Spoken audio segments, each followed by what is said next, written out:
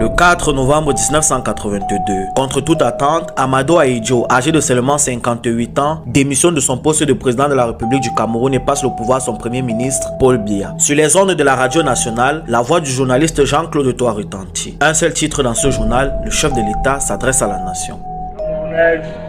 Camerounais, mes chers compatriotes,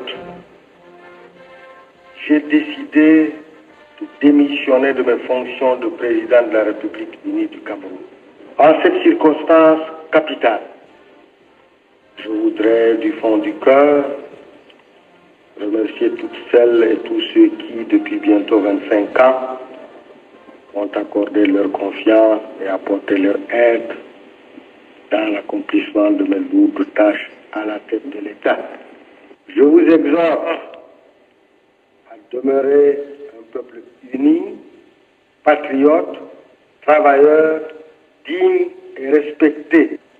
Vive le Cameroun. En novembre 1983, seulement un an après la passation de pouvoir, le nouveau président Biya dénonce un complot contre la sûreté de l'État et accuse Ahidjo d'en être le cerveau et le condamne le 27 février 1984 par contumace à la peine de mort. Le 6 avril 1984, seulement quelques semaines après la condamnation d'Ahidjo, le président Biya est victime d'un coup d'état manqué mené par certains officiers de l'armée restés fidèles à Ahidjo. Malgré que l'ex-président exilé en France à ce moment déclare n'avoir pas de lien avec les putschistes, Biya le condamne une seconde fois à la peine de mort et demande son extradition au Cameroun afin qu'il y soit fusillé. De nombreux putschistes sont sous les verrous, d'autres sont en fuite.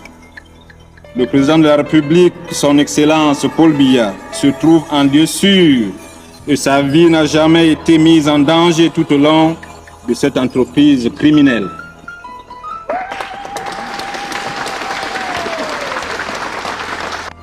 Le nettoyage de la ville des éléments factieux se poursuit activement.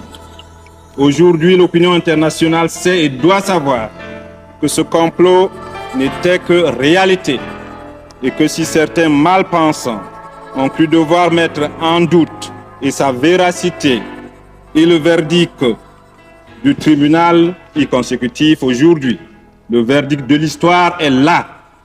Il est sans appel. Les ennemis de la République, les ennemis de l'unité nationale sont désormais démasqués et mis à nu. Bien évidemment, cet enchaînement d'événements suscite dans tous les esprits une multitude de questions. Tout d'abord, pourquoi Ahidjo, âgé de seulement 58 ans, qui dirige le pays d'une main de maître depuis 25 ans, passe le pouvoir à Biya? Et pourquoi Biya, le fiole d'Ahidjo, le condamne à la peine de mort? Et parce que tout tire son origine du passé, dans cette vidéo, on va comprendre